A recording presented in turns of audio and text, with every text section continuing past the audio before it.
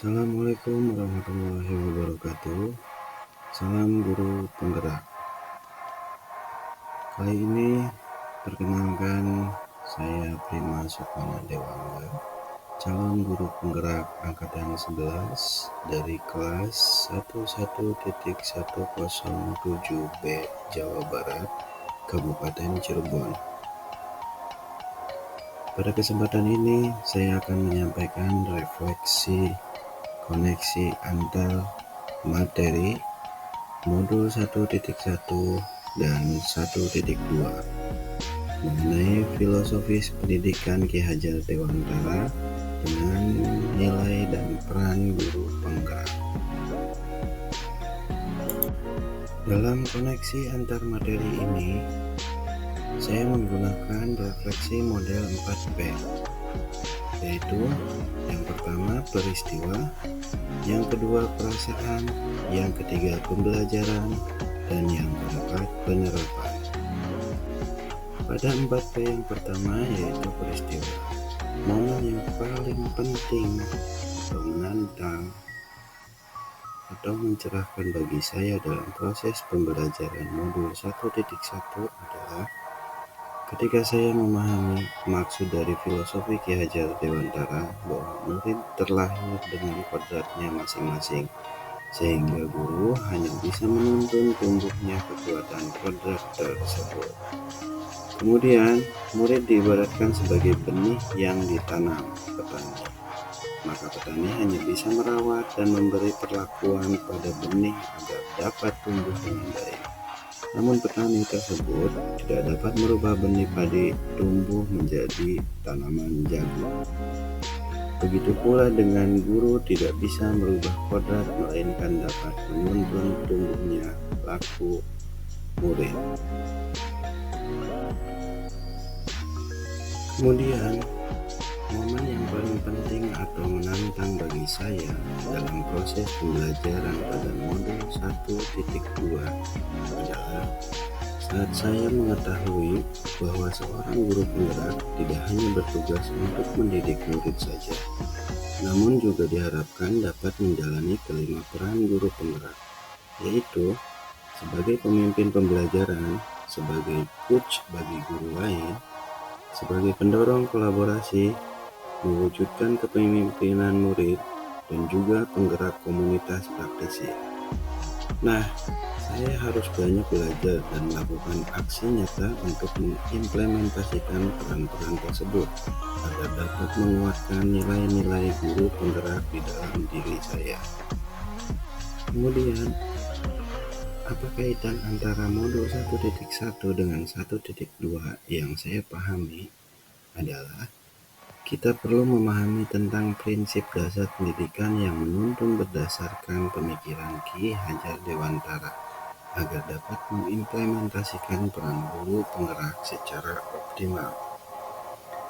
Untuk mewujudkan tujuan pendidikan sebagai tempat persemaian benih-benih kebudayaan dalam masyarakat, maka guru penggerak harus memiliki nilai berpihak pada murid, perspektif mandiri, kolaboratif, dan inovatif.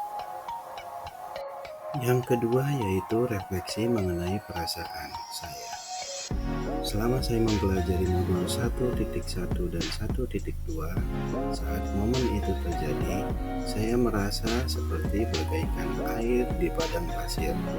Maknanya adalah saya yang sebelumnya belum banyak belajar tentang bagaimana seharusnya menjadi seorang pendidik. Setelah mendapatkan kesempatan ini, saya sangat bersyukur sekali, seperti mendapatkan banyak nikmat di tengah keringnya ilmu saya. Selain itu, momen ini menyadarkan saya bahwa saya harus banyak belajar lagi dan merefleksikan diri, terutama terhadap murid yang harus dilihat dari berbagai sudut pandang, dan meyakini diri saya bahwa murid saya akan dapat mengembangkan potensi dengan cara terbaik mereka. Refleksi 4P yang berikutnya adalah pembelajaran. Sebelum momen tersebut terjadi, saya berpikir bahwa seorang guru dianggap gagal dalam mendidik ketika ada muridnya mendapat nilai rendah pada mata pelajaran yang ia ampu. Berikutnya, setiap murid adalah sama, sehingga saya memberi perlakuan yang sama pula kepada semua murid tanpa memikirkan kebutuhan belajar mereka maupun minat dan bakat mereka.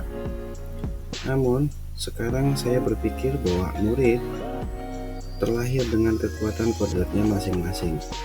Mereka memiliki keahlian di bidangnya masing-masing. Ibaratnya seekor ikan tidak harus mampu untuk terbang. Maka mendidik itu tidak hanya mentransfer ilmu semata, melainkan menuntun murid agar memiliki budi pekerti yang luhur. Kemudian, murid memiliki karakteristik yang beragam. Kebutuhan belajar mereka juga berbeda-beda.